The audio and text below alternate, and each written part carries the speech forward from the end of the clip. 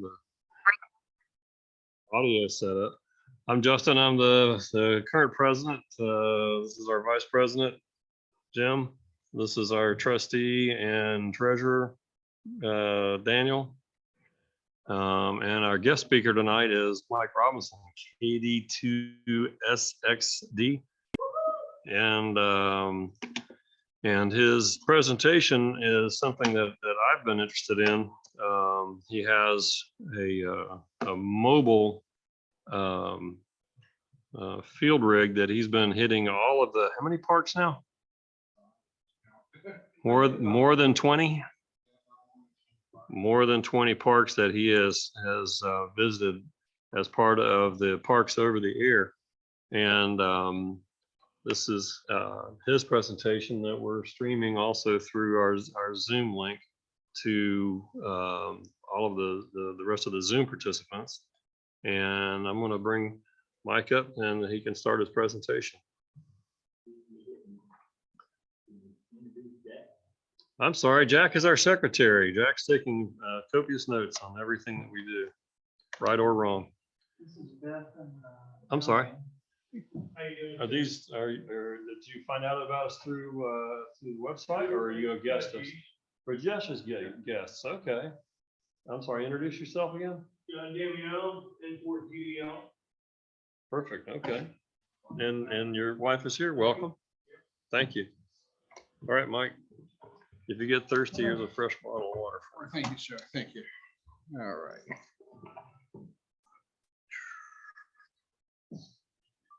All right, can everybody hear me okay? All right, let me go back a slide here. How y'all doing tonight? Name here is Mike, and I go back to the slide here. I need to go to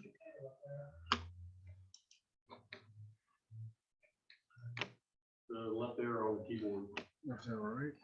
Okay. There we go. All right. All right. How y'all doing tonight? Name is Mike. My call sign is Kilo Delta 2, Sierra X-Ray Delta. I'm here to do a presentation on Parks on the Air. I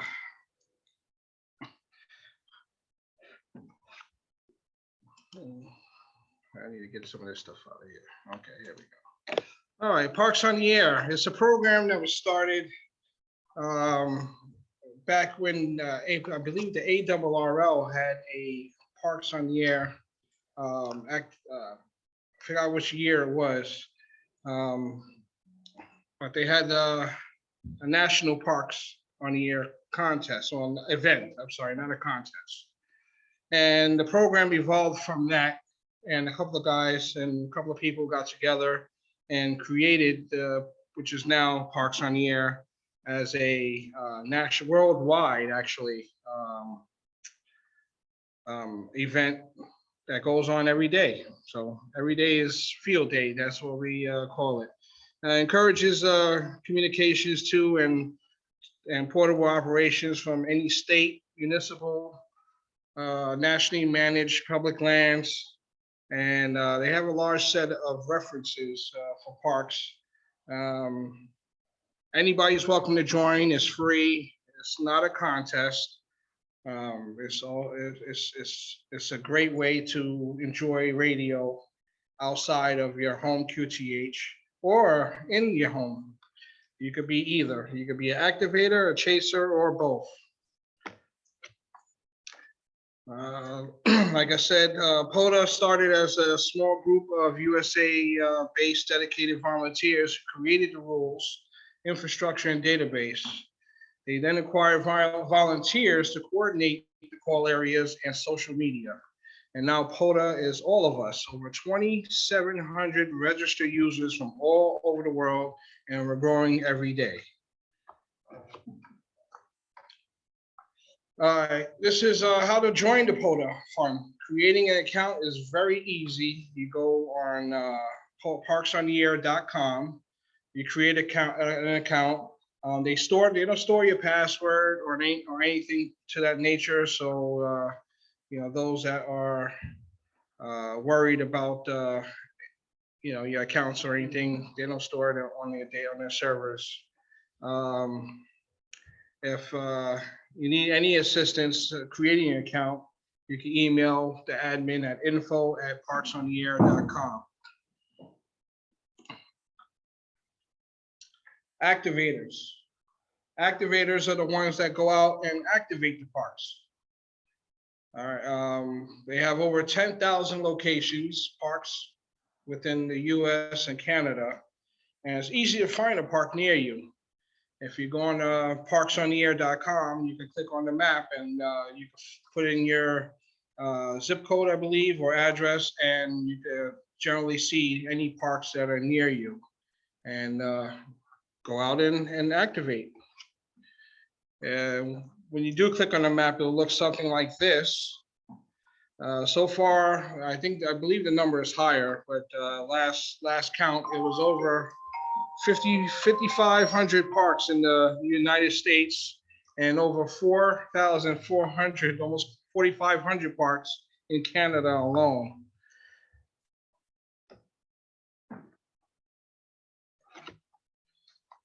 What I do is I click on the map. This is a map of Jacksonville. And as you see, each yellow dot represents a park entity.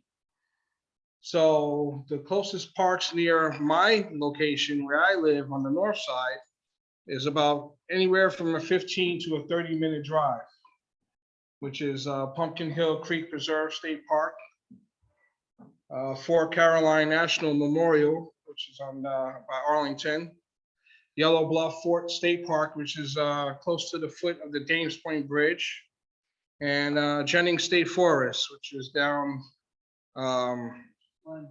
Blanding. Yeah, correct. By not too far from Cecil Field. Other parks that's about an hour drive away, I have here just as an example, Castillo del San Marcos National Monument, which is in St. Augustine. Now, for me, it's about an hour drive because I come from the north side of town in Jacksonville here. You have Black Creek and so forth and so forth. So if you click on the map, you can just click on any yellow dot. It'll bring up the park information. Each park is designated a park number, as they call it, which is a K in the United States and Puerto Rico. Canada is designated with a VE. So anything with a VE in front of it and the number is a Canada park. And then we also have parks across in England, Spain. I've contacted another activator out in England. I know their park numbers start with a G. So as time goes on, you will learn where they're at more and more. Okay, what do you need to activate? First off, you need a valid amateur radio license. You can use any radio that you choose. Any radio, you can even use a boat anchor if you want to lug a boat anchor out, you can use that. You can use a SDR radio, a QRP radio, it doesn't matter. So any radios you can use. A portable antenna. You need a portable power. So like a lithium iron phosphate battery is a great choice. It's lightweight and you'll be able to power your radio. Or if some parks have AC power, if you have a little power supply, you can bring that with you as well. You're gonna need a logger. Not necessarily a need, but it's helpful to have a logger that will export the ADIF file. I'll get into why you need the ADIF file, but you can always use paper and pen. Okay, I always carry paper and pen with me, but just in case my computer dies or my laptop dies, or my iPad dies. I usually use an iPad with the built-in Bluetooth keyboard. I'll show you in the pictures coming up. Popular antennas that a lot of people bring are wire antennas, end-fed half waves, dipoles, link dipoles. They bring Wolf River coils. Alpha Antennas makes great portable antennas, soda beams, buddy poles, screwdrivers, ham sticks. You can use the ham sticks. I use a ham stick on top of my vehicle sometimes on a magnet mount, depending on the weather. I've gotten to parks before and the weather was nice, and as soon as I get to the park, it starts raining. So I'm not going to set up outside. So I didn't want to make a trip a bust. So I'll throw the ham stick on the roof and activate inside my vehicle. You don't have to be outside your vehicle. You can stay in your car and activate. The only stipulations is you have to be within the confines of that park to call it a activation. Okay, so you can't be outside the gate. Outside the gate, you're supposed to be inside the gate to qualify as a park activation. Question. If you're traveling around like in a motorhome Mm-hmm. and you use your motorhome setup. Okay. Well, the question was, can you use your motorhome? Of course, as long as your motorhome is parked inside of a park. So I tell people all the time when they go RVing, hey, you can activate the park. You didn't know, they just do general activate, not general, they'll just do general radio from the park and not knowing. Also, a good thing is if you have done it before and not realize that you were in the park and you were RV'd, if you have your log, you can actually send your log in. They have people that's been sending logs from 10 years back. I mean, the program just started a couple of years back, but they accept logs from previous park activity. Yeah, if you happen to be in a park and you had your log, you still have it, submit it in. It counts. Okay. Let's see. They don't have a set date on how far back you have to go. The question was, do you know how far back do you have to go? Do they allow logs to be submitted? No, they don't. And there's no rush to submit your log either. It's not, I have to get it in tonight or tomorrow or there's a deadline. No, there's people still submitting logs from last year. It will all get entered in the database. Okay, I mean, between the activator and the chaser, a lot of chasers count on you to submit your logs in a timely fashion so they could get their points or credit towards awards on their side, for the chaser side. And I'll get to the awards also in a minute, a type of different awards you could get. How you submit a POTA activation. The minimum requirement to activate a park is at least 10 QSOs, 10 confirmed QSOs. I usually tell people, try and get at least 13 to 15 for just in case, you get a call sign wrong or, something else happens. So the minimum is 10 to call that park officially activated in one UTC day. Okay, so it has to be UTC time. Within that 24-hour UTC time, will you be, you have to get your 10 QSOs. So being that we're still on daylight savings time, right? So our UTC starts at 7 for the next day. So anything before 7 p.m. Eastern Standard Time will count for that day. After 7, it'll be the next following day. And so you can work any band, even the work bands. So you're not limited to any particular bands that you have to work to get those contacts. You can utilize simplex mode. You could utilize satellites. The only thing you cannot use a repeater. No repeaters are allowed. DMR is not allowed.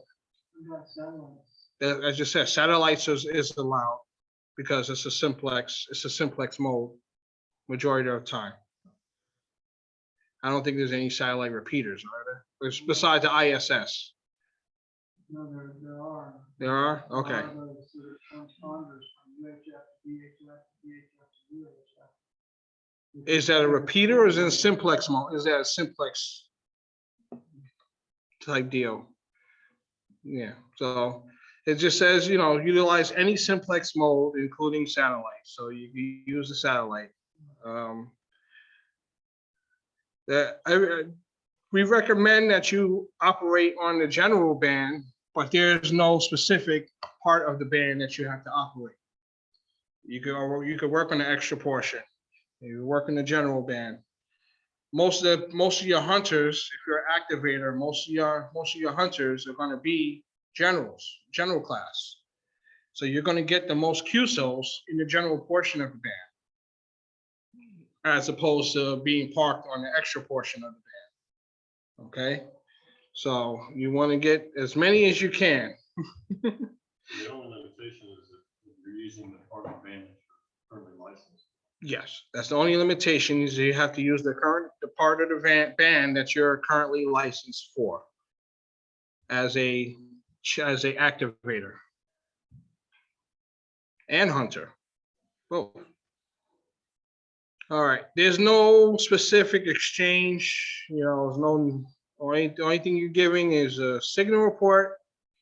You can give your QT, you could give your location to show, to let the activator know, hey, I'm calling you from Florida, or I'm calling you from Texas or New York, just to give them an idea of how their signal's getting out. I usually do that as a hunter. I give them, my location so they know. If I'm speaking to a station in California, I let them know, hey, I'm in, this is KD2SXD. I give them a signal report, and I'm in North Florida. That's it. You don't have to. It's not a requirement. Make sure you log the date, the time, the band in your paper or computer logging program. If you do use a computer logging program, it's great.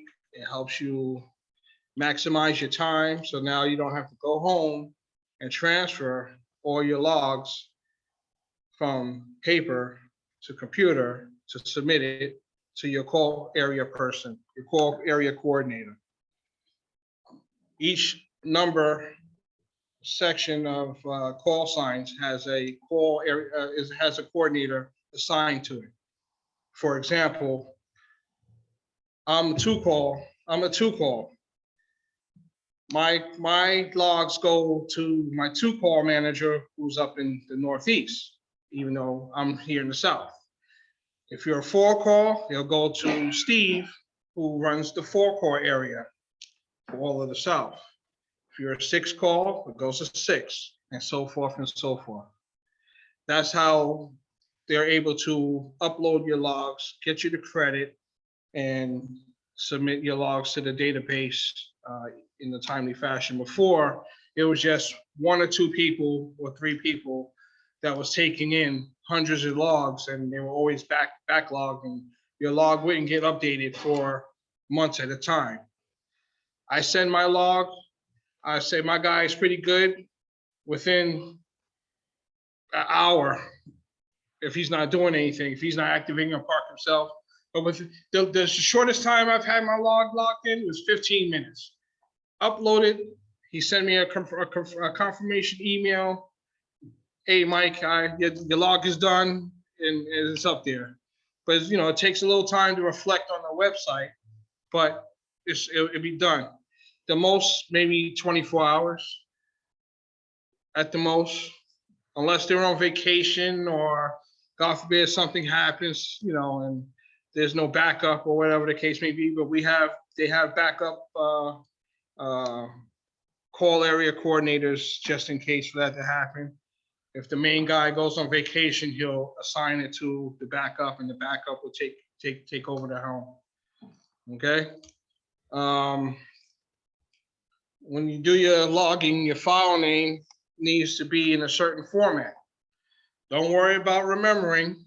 You can always go on POTA on parksontheair.com and look up how, all the information I'm giving you here. So for example, my call sign at Kilo, whichever park number I'm at, and the date. That's it. Year, month, and day. I save my file that way, makes it easier, so I don't have to go changing anything else when I open up my logging program, which I'll show you the logging program I use. And just makes life simpler. The reason I say I use a computer a lot is because I've done paper, and it's time consuming putting in 150 contacts in a day, transferring from paper to the computer. I've done activations where I had 200 contacts in a short, in a couple of hours.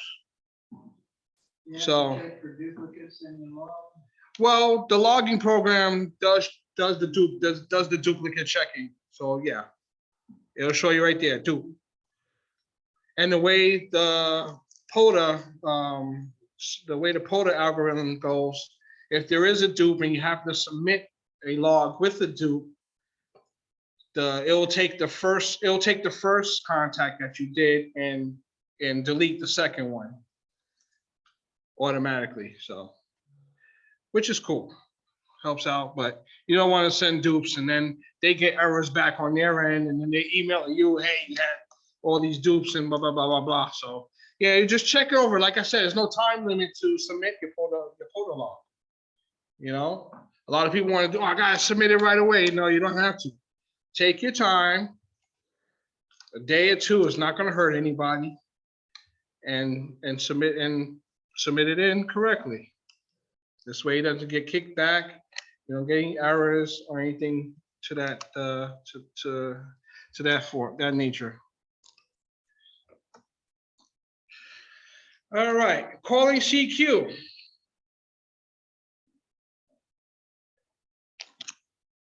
It's just like calling CQ on a regular radio. All right. The only thing is you add Parks on the Air, or you can shorten it, POTA. CQ Parks on the Air, CQ Parks on the Air. This is Kilo Delta 2, Sierra X-ray Delta, activating Park Kilo 4625. You want your initial one, of course, you want to make it as long as possible, because people are scanning the bands. The hunters, they're scanning the bands. So if you give a short CQ, they might pass right over you. But if you make it long, 15, 30 seconds, they'll hear you if they're scanning the bands, or see you on the waterfall, which a lot of people do. They watch the waterfall. They say, oh, there's a signal there. Let me see who that is. And that's how a lot of these hunters will find you down. Same thing for CW. CW, CQ POTA, well, it won't be in voice, but you want to put your call sign twice and the park number, and that's how you call CQ on CW. Then we also have a spotting program, which is built into the POTA.app, where you can spot yourself. And I'll tell you, once you spot yourself, get ready for the madness to begin. Because there's a lot of, as soon as you pop up on there, they'll call and you'll just be nonstop. And so I try not to spot myself when I initially, unless I'm in a rush or something and I want to get in and out, then I'll spot myself. Majority of the time, I try to see how long it takes before somebody hears me, and then usually they'll spot me. And once they spot me, I'll see it pop on my screen, because the logging program that I use actually shows you've been spotted, and I expect the pile, the fun to begin. So, Involved being at a park or location where you have internet. Yeah, well, Might need- if you don't have internet, if you don't have internet, one of the questions was, what happens if you don't have internet? If you don't have internet, some people have successfully done it with JSA call using the radio. There's a way to do it. I can't get into that because I don't know, but there's YouTube videos on how to do that. You can spot yourself via JSA call for voice, for the voice side. For CW, our good thing is with CW, they monitor the reverse beacon network. So if you put in CQ and CQ word and CQ dits and dots, CQ POTA, your call sign twice, the park number, it'll pick you up on the reverse beacon network, and it'll automatically spot you on the POTA.app site. So you don't even have to do anything for CW, really. I don't do CW activations, not yet. But yeah, you can also use digital modes as well. FT8, you use PSK, MSK, JSA call. So it's all fair and game. I was talking about the logging. There's an example of the logging. I carry a paper and pen as backup, pencil. I try not to use pens too much because pens run out of ink. A pencil, I have a little, if I need to sharpen it, I could take a little knife and give me a new point there. But they have a website where you can actually do it's called fast log entry to log your paper into the correct format to send to your coordinator. On the right side,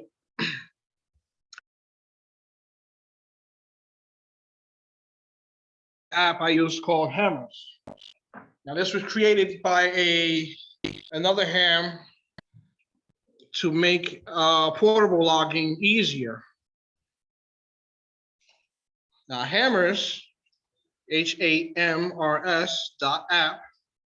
is free.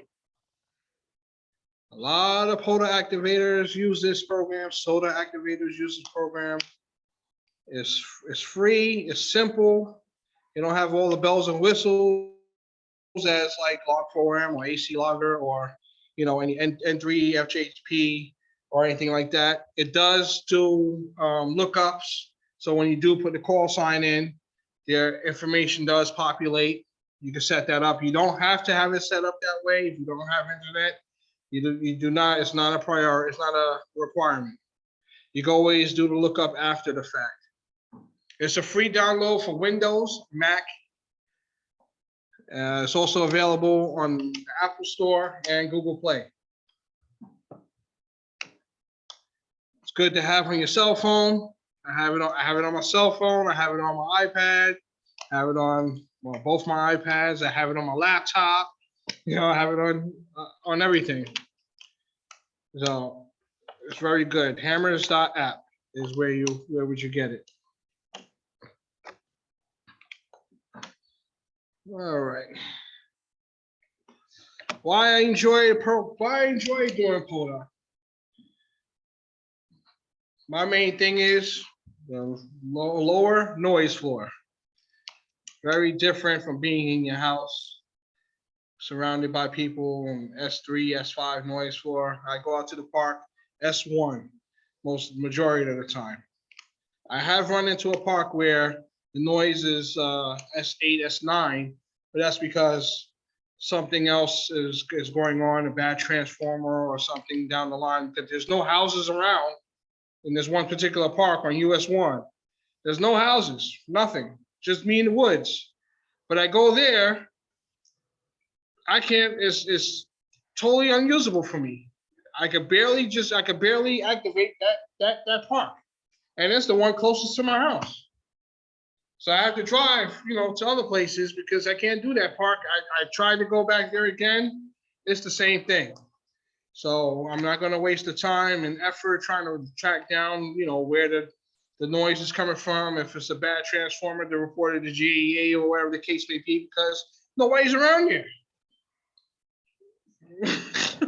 So yeah, so it's unfortunate, but I think it happens. Every activation is different. You got your different terrains, different space requirements. Like, you could be in a little 5x5 area trying to activate the weather. I've gone, like I said before, I've gone to places where it was nice and sunny. As soon as I get there, it starts raining. As soon as I set up, it starts raining. So, it's an opportunity to, perfect your portable radio kit.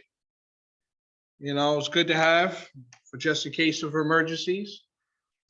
Radio, battery, your portable antenna. It's just practice, good practice. All right, makes you a better operator, keeps your skills sharp, and you make friends all over the world. You still work DX, but even the DX will call you. I've had a lot of my activations. I've had this particular key people in Spain, England, South America. They call, so they know about the POTA because POTA is active in their areas too, or they just hunters and they call you, so they count as well. I can't see the chat. Hold on, give me a second. Let me pull up the chat here. All right, park rangers or police? No. All right, question is, have you ever had issues with the park ranger or police getting onto you? I have never had a problem with the park ranger or police. Actually, the park ranger, invite them over. They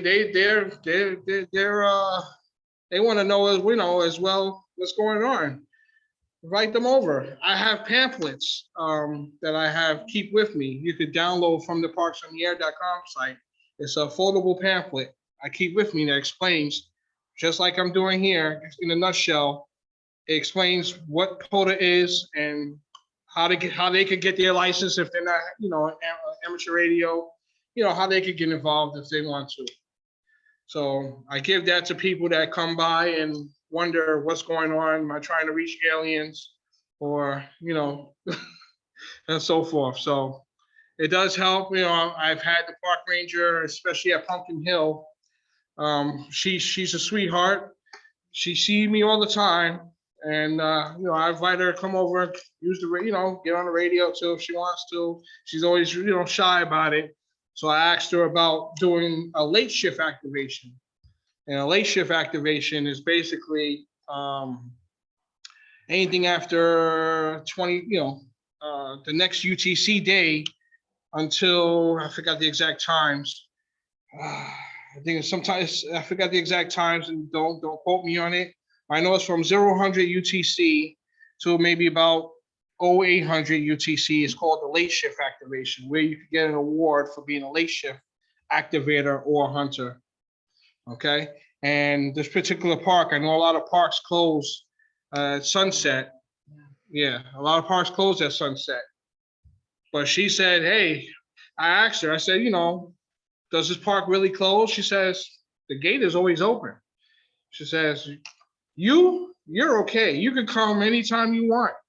So she gave me the invitation to come anytime I want, because that's her jurisdiction there. She does that part.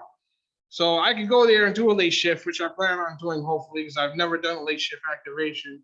And now was a good time, so the mosquitoes is not as bad. Don't do it at night during the summertime, I'll tell you. And off doesn't work all the time. Any more questions in the chat? Yeah, you do it as a club as well. I'm gonna get to that as well. You can do it as a club with multiple people. I've done it with multiple operators, not as a club, but myself and a couple other operators will meet at a park, set our equipment up. I'll work on one band, work on another band, and third person will work on another, different band. I have a band pass filter, so You know, it doesn't affect, bandpass filters are good if you're going to do multiple operators, unless you have your antenna spaced, you know, apart very well, which we usually do. My antenna is usually on one side, their antennas is usually on the other side. We really don't get too much interference on voice. Digital is different. Digital, yeah, you get a lot of interference if you're gonna do multiple operations with operators with using digital included, like FG8. All right, any more questions in the chat? No? Okay.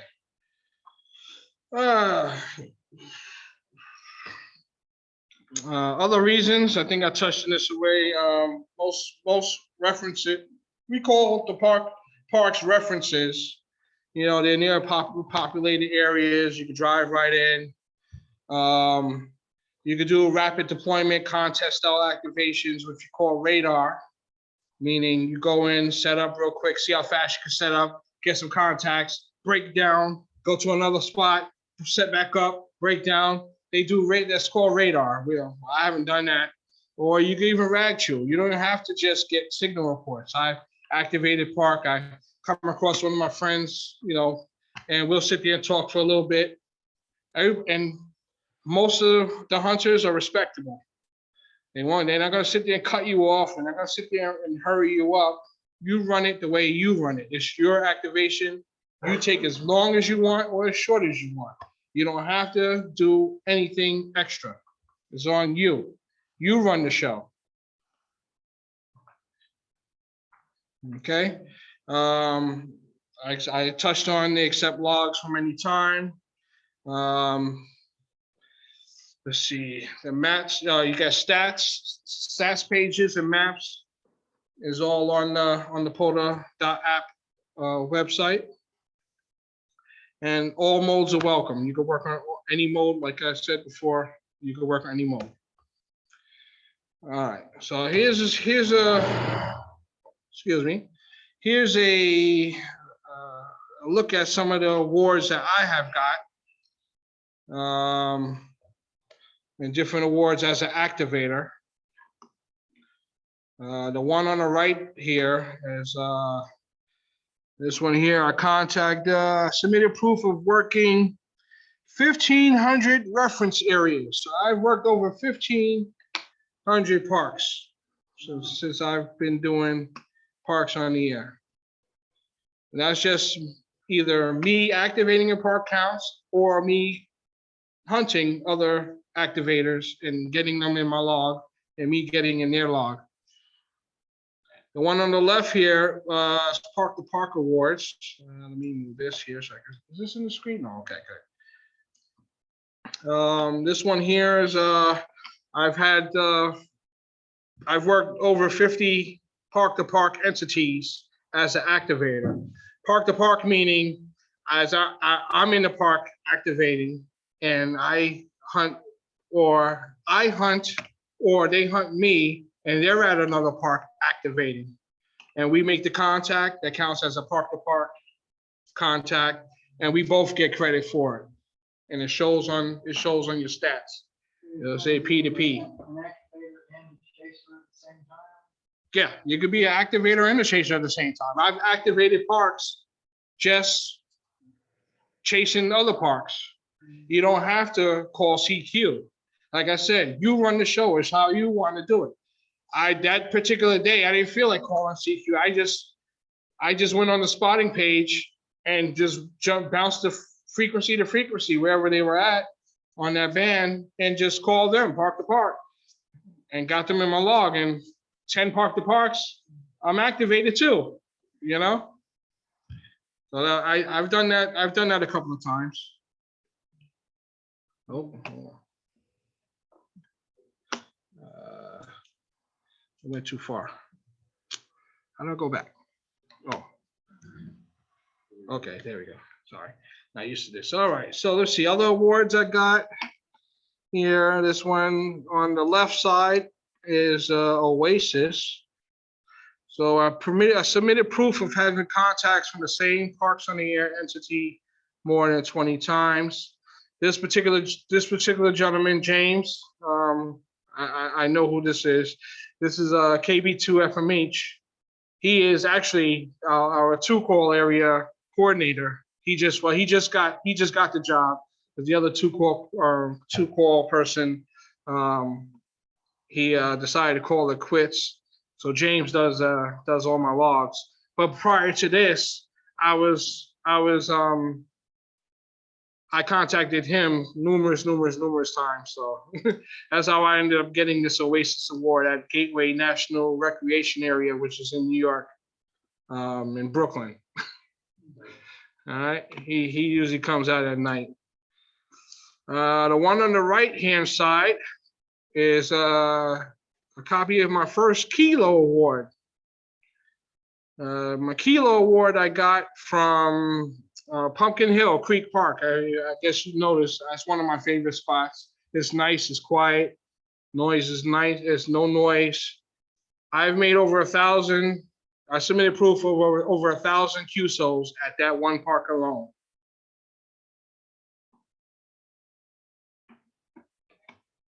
I did. I had to submit that. I had to, every time my log was in, I had 150, 175 contacts at that park, and it adds up. And I say maybe about my 6th or 7th activation, I had over 1,000. That's not my first one. I got a second one at Jennings State Forest also, another Kilo.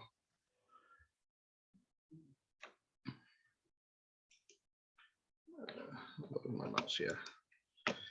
All right, tips for hunting. Now, if you at home and you can't get out to a park and you're at home, there's a couple of things you could do. You could check the scheduler. A lot of guys put their schedule, if they know they're going out to activate, they'll put their schedule on. I never check it. I've checked it maybe a handful of times, but it doesn't. I mean, if you're looking for a particular person, yeah, but we have a schedule on there where you can actually say, okay, I'm gonna be here at this park at this time and working these bands. Look for me here. When they get there, then they'll get spotted, by whoever contacts them, or another hunter, or they spot themselves. Social media, we have a parksontheair.com on Facebook.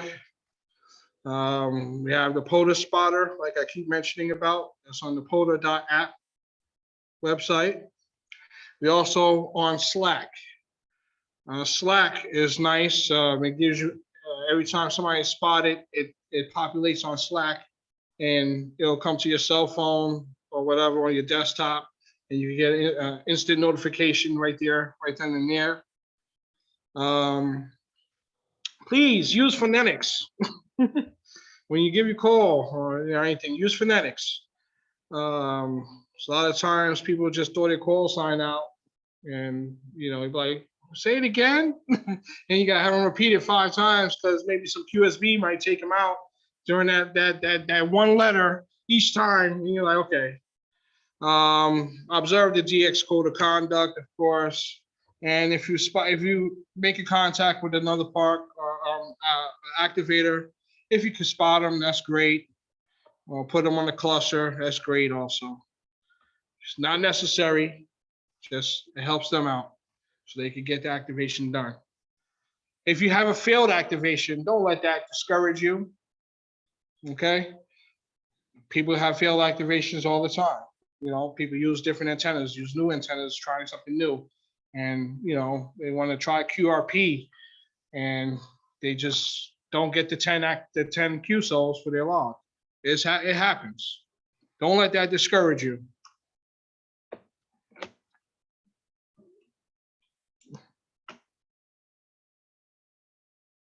Okay. This slide here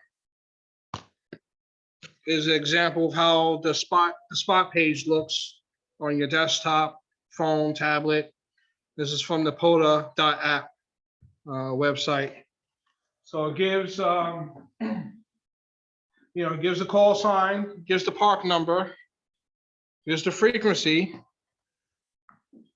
All right, if it's CW and it's heard on the reverse beacon network, you'll see, for example, with the first one, N2CX, Fourth line down, it'll say RBN. That means he was spotted on the reverse beacon network on CW. The second one there, what's that? K4, I don't know what call sign that is, but K4999. Somebody else spotted him. You can see the call sign of the person that spotted that person. Usually they put a comment, 5-9 to Washington, or 5-3 to Jacksonville, yada, yada, yada. Look at it. It's all self-explanatory. If you have any questions, there's a help section on there as well.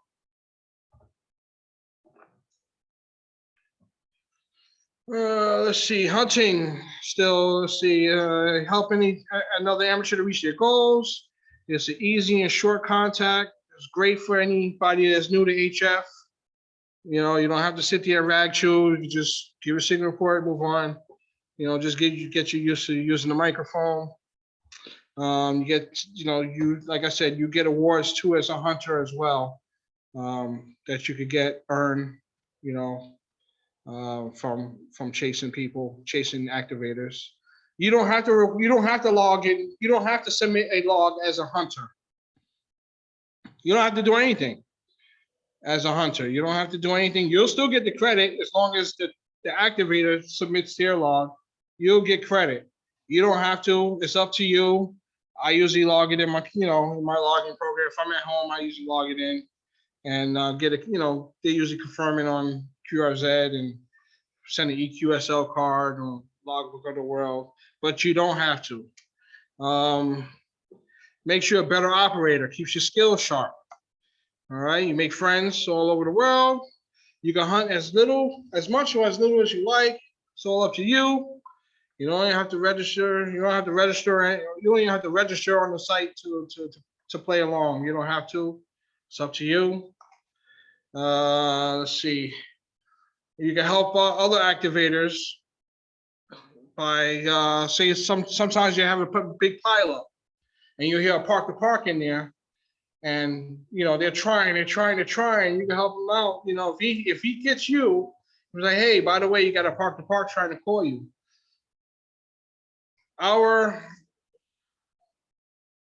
code of conduct on the parks on the air is a lot of parks get priority. So if I'm working a station and I call QRZ and I hear the park come in there real quick, but I hear the pileup as well, I tell everybody to stand by. Let me grab the park first. That's my priority because I get more credit for that as well. But it's just a code. It's just an unwritten rule. You don't have to. But if you notice, if you listen, you hear, as soon as somebody call park, they'll stop everybody and grab the park first. I don't care how weak they are. As long as they heard them, they're going to work that park first, and then they'll go back to the pilot. And a lot of times, a lot of the hunters are, they'll stop and they won't interfere and let you get that park, and then we continue on with business. Will other activators or hunters help you with a relay? I haven't heard too much, but yeah, sometimes they do help with relays. It's not, like I said, it's not a contest where you have to actually physically hear the person or whatever. But yeah, we've relayed help, with a call sign or something before, or park number. This way, we could keep it moving along, because if you're sitting there for 5 minutes trying to get, what was your park number again? What was your call sign again? Everybody's like, okay, yeah, all right. And then, somebody's like, oh, park number 1915. I'm like, okay, park number 1915, blah, blah, blah, and we keep it moving. But yeah, people do help out that way as well. I'm gonna try to move on a little bit more. Hunter Awards, this is awards, some of the awards I've got, except the one on the right. That's a sample. I didn't change that one. Silver certificate, I got 20 unique parks hunted. I got more than that. I just threw that on there. If you go on the POTA.app and type in my call sign, you can actually see all my awards that I've earned since I started POTA. Okay, if anybody wants to check it out, feel free to. Let's see. This helps you check out your gear. Like I said, make sure your gear is up to date. Learn how to work through QRM. There's going to get a lot of interference. Some people might not hear you and then just jump on an adjacent frequency and start calling and start talking to their friends, blah, blah, blah. You might come across a net might beginning to start on that frequency you're on. A lot of the time they'll come and say, hey, we're about to have a net starting on this. Do you mind moving? Sure, no problem. I like that. The only ones I don't like is the ones that come and try to bogart you off the frequency and then they start tuning up on you. You're going to get the same crap. So just ignore it. If it bothers you that much, change frequencies, respot yourself, keep it moving. That's it. Plain and simple. I don't mess around with that. If it's so bad, I'll just move and I'll respot myself and they're going to follow me. Those hunters are going to follow me if I'm an activator. Okay. See, like I said before, you can self-spot yourself on Slack, on Facebook, and JSA call they have. Safety first, make sure, you don't have no tripping hazards or anything when you're antennas. People get drawn to antennas. I don't know why. I had my woofer recoil out there and maybe about 4 van loads of families came for some odd reason. They came to the park and next thing you know, they're all over here walking towards they're all walking towards my antenna. I'm like, why? Why are you here? So I had to stop transmitting, tell them, hey, my antenna is set up here. If you got flags and cones to put around, great. I don't have any cones. I might have to invest and get some little 4-inch cones just to put around because I have a radio field around my Wolf River coil, which is about 8 feet from the center, around in the 360. So, but they do. They'll walk into your end-fed wire. They'll walk into whatever. They just get drawn to antennas. Let's see. I have a checklist. Make sure, that you have all your stuff, your battery, coax, analyzer, so forth, so forth.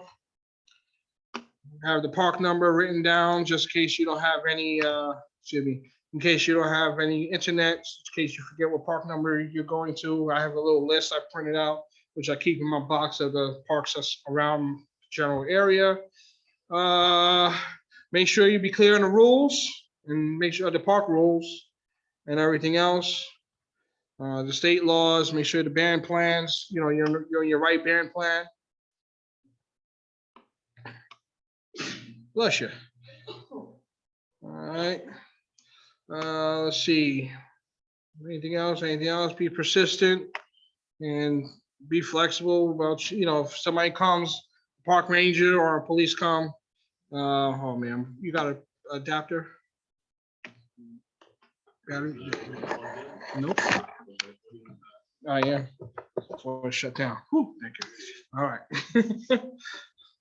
They kept telling me the battery's going down. But anyway, make sure if you do set up, park ranger comes, say, hey, you can't set up here. Ask them, where can if there's any place I can set up. They might say, hey, you can set up over there, just move your stuff, set your antenna back up. Usually if you be nice, they'll be nice to you. I never had no problems.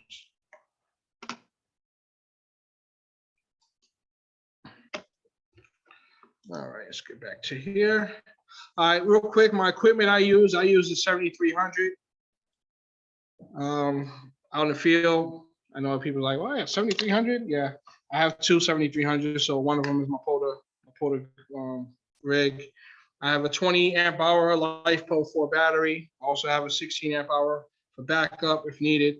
I use the Wolf River coils, the Silver Bullet 1000, along with the 17-foot telescopic whip from Chameleon. The reason I use that is because it gives me easy access to band changes. Okay. If you set your Wolf River coils up right, I could leave everything together, but I could bypass the coil and just use the 17-foot whip from all the bands for 20, 17, 15, 12, and 10. And when I want to go to 40, I just move the coil down, as many clicks as I need, which is about 16 clicks with the 17-foot whip fully extended. And that'll bring me down to 40. And I could go to 60 and 80 and so forth. Coax, make sure you have some good coax. I usually run 50 feet with the woofer recoil, which is good. Antenna analyzer. You want to have one with you, so this way when you set up, it's much easier to set up exactly where you need it. Get that low SWR.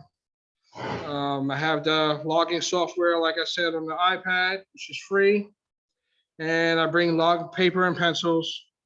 And depending on where I'm operating, I might, I don't know if I hardly ever bring a generator, but I run a 100-watt solar panel. Some places have AC power, so I have my extension cords, and I can plug in my laptop with stuff or headphone, bringing headphones, laptop, folding chair, table or chair. Some places don't have any park benches, like the one I was telling you to have the RF noise issue.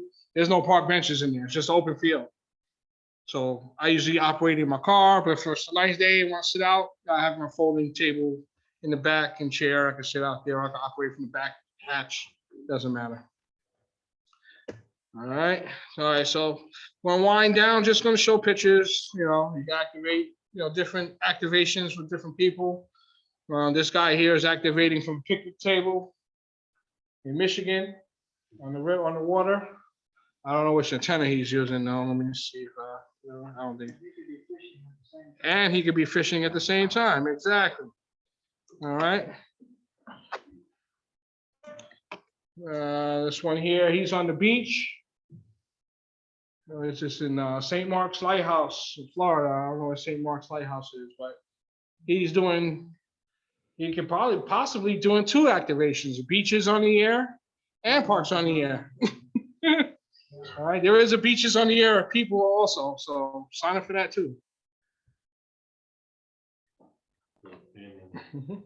All right, this one here, he's in Pennsylvania in the state forest. Got his little table and chair out there, enjoying the view, having a great time in that valley up there in the Appalachian Mountains, looks like.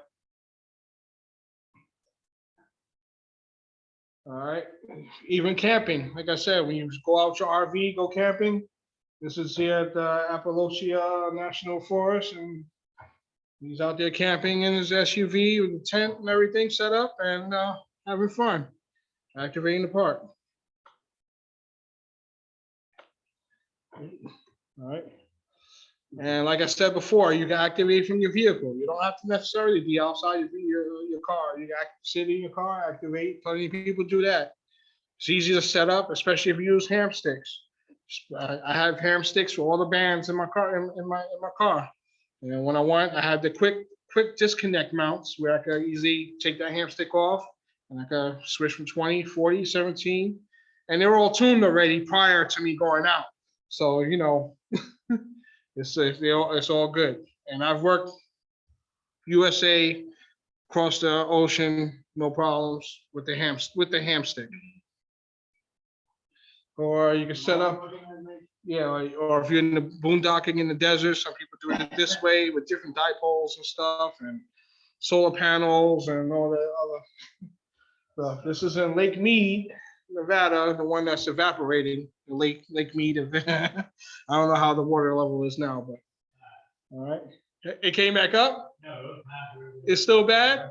Yeah. No, it's like, because Ramesh and I went this summer, and it's probably a third of the size of it. Yeah. I went in like 2000 and then the top area. Like Total difference. You can see the rings. yeah, you see so much light. If you really want to see something, I have the pictures from Hoover Dam. Mhm. There was no water in the dam, other than like the really low spot and the thing. I've never seen it like that. Like Wow. there was only water was all the way at the bottom, and that was it. No, there wasn't even any in the little tide pool there. Well, hopefully they get some rain and enough rain to help replenish the system, which I know is going to take a little while, but yeah, in the desert. All right. I'm sorry. I'm always laughing at the fact that we're talking about all this and it's still a desert. No. All right. This is me active. This is my first activation I ever did at Pumpkin Hill Creek Preserve Park. I took a little picture there. That's me. You see my iPad mini in front of me. My IC7300 there. You can't see the battery. It's out of frame.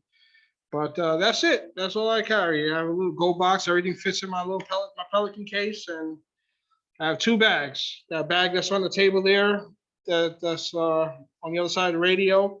That's my antenna bag. I fit my woofer recoil in there, and that's all I have with me, minimum.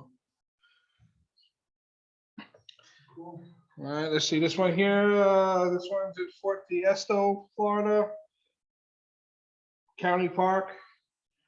You know, but the county parks don't count for POTA. Yeah, it has to be a state, federal, and or wildlife management area. You know, anything state or federally run.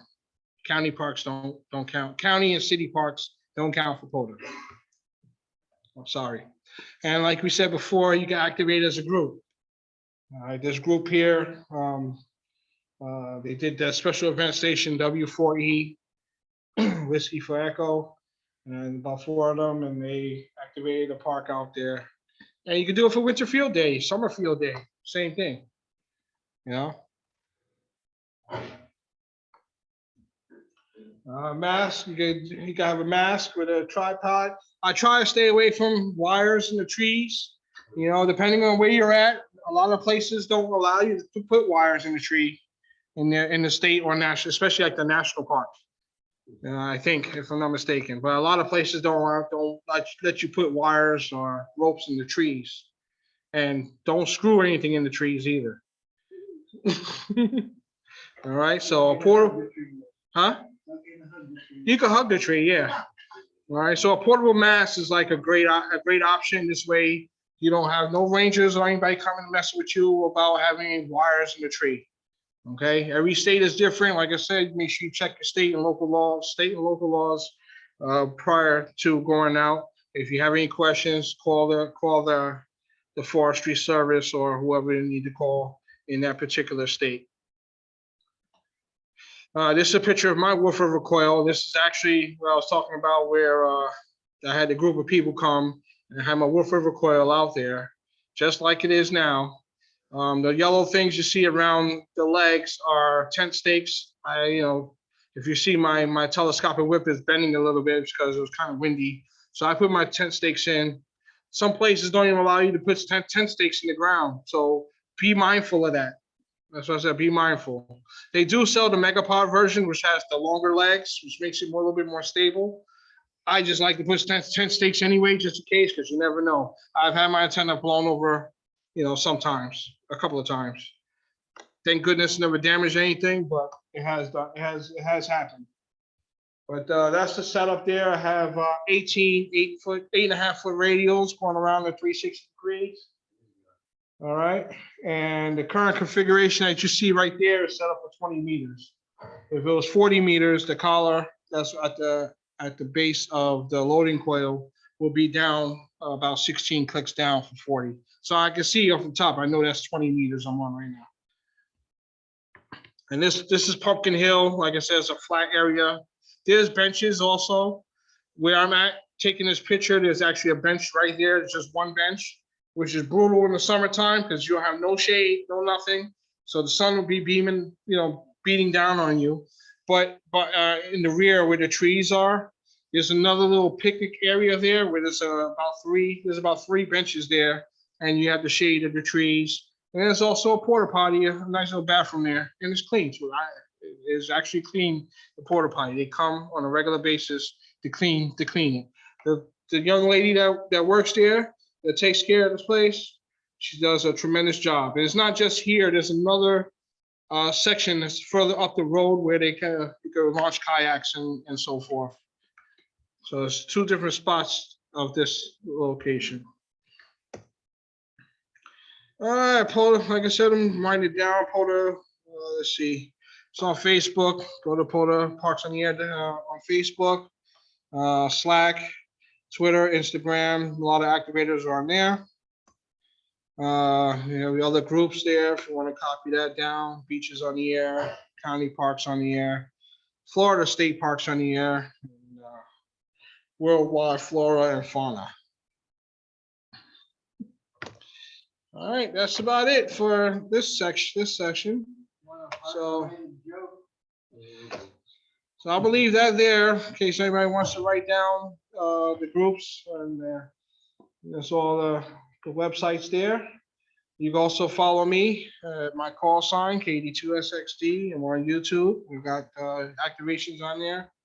I'm on Facebook and Instagram. You recently shared a YouTube. Yeah, I usually try and share. I have still videos I need to edit and upload, but I try to do videos most of the time. I'm most focused on doing the park. I be forgetting to start the camera. So when I do, it's there. But anyway, that's it for me today. I rambled on and on enough. Any other questions in the chat before I release the podium back to the headmaster?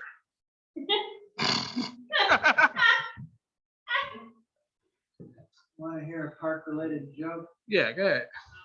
How do you tell the difference between a black bear and a brown bear? Climb up a tree.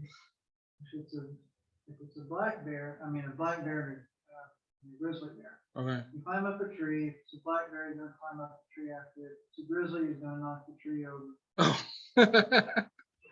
All right. I don't see any other questions in the chat. Yes. Are there any must-have parks that are just on everybody's, or your personal bucket list? The must-have parks. I've worked all the states except Hawaii. Okay. Hawaii is the most sought-after park for worked all states for parks on the air. I speak to Alaska. It hunts me. I speak to Alaska.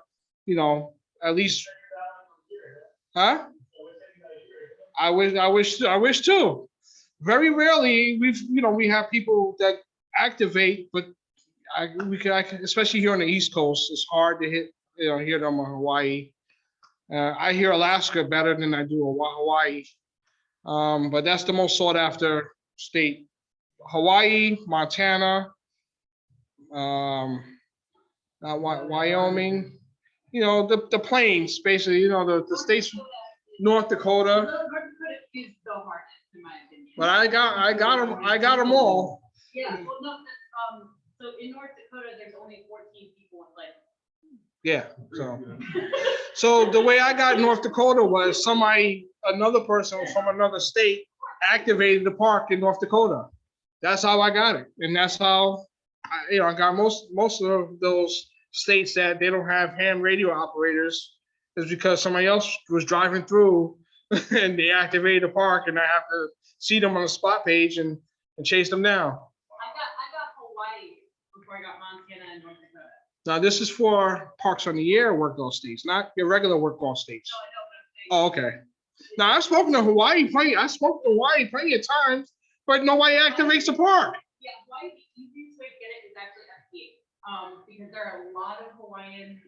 But they don't do a park activation. That's the problem. That's the problem. I'll speak to them on a regular basis. I'll get them on FTA. I'll do them on anything else. It's just getting them to do a park is is pulling teeth. But the thing is, with the work those states and the parks on the air program, DC is a wild card. DC, Washington, DC is a wild card. So I was able to get the work all states because I got DC. But I want to continue on because Hawaii is the last state I need. I want to actually have that my thing green instead of that one little block that's not filled in. But anyway, any other questions in the chat? Sorry, I didn't mean to bore you. No? Okay. Thank you very much. All right, well, I appreciate you. Thank you for your time. And turn the podium back over to you.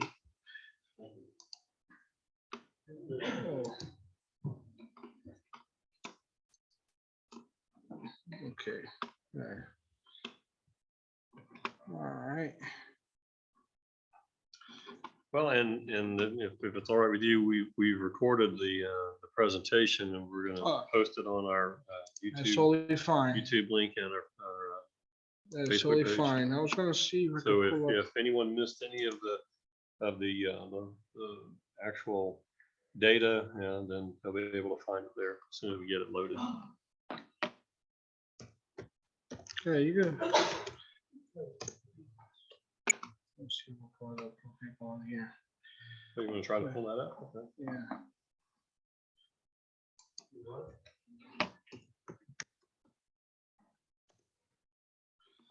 All right, so real quick while I have you guys still here.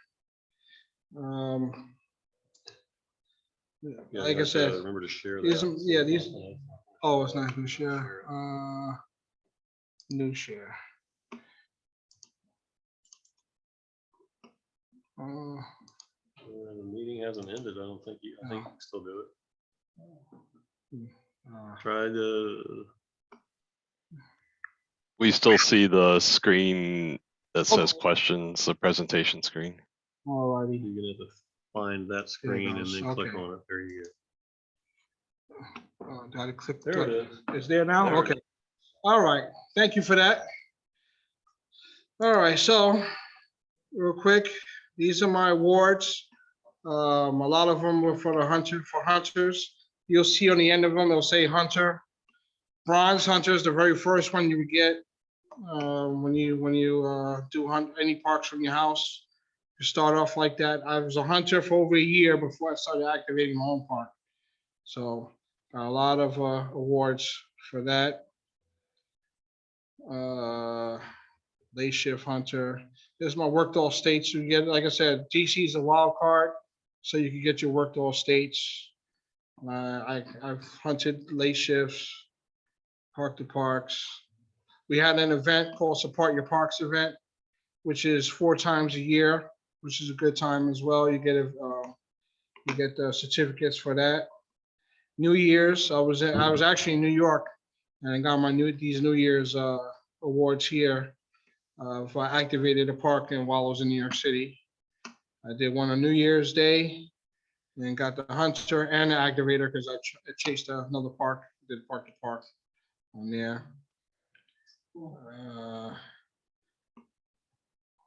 These are my recent activations.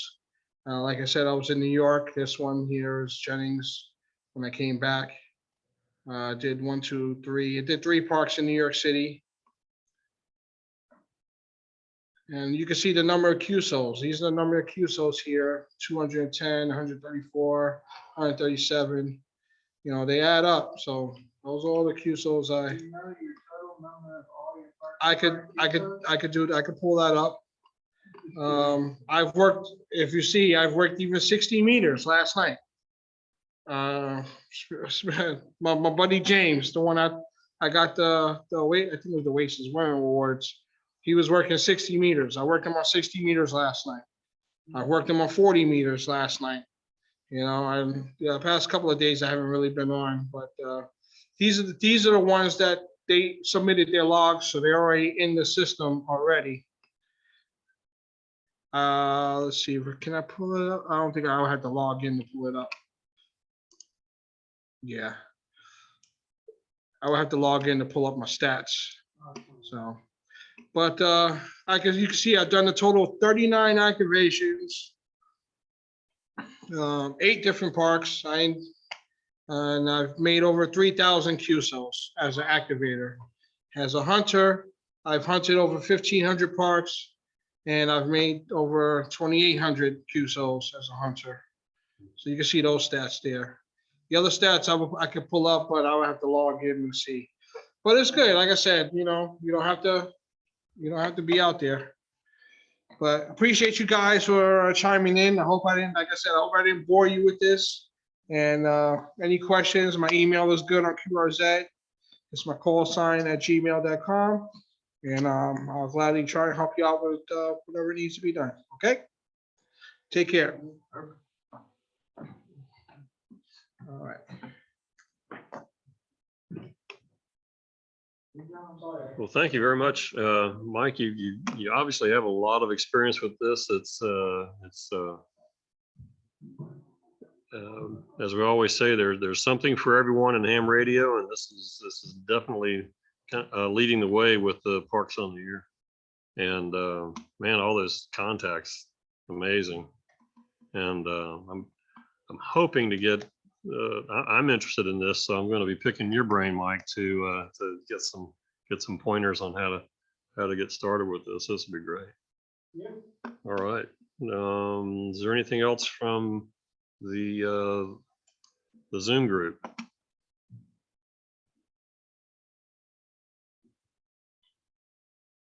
Oh, I see Bill's still there and Ben's still there.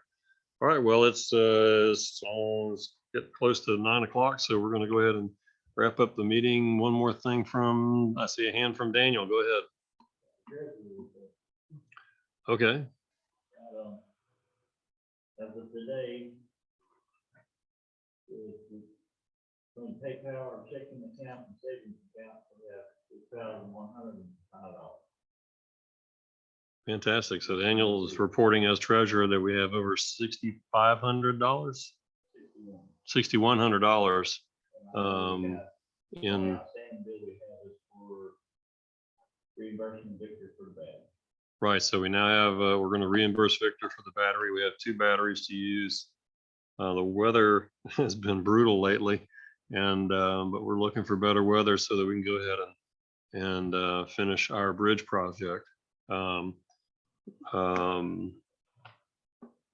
Jim has already left, but he at the recent Aries meeting, they were wanting to know if they can use our repeater for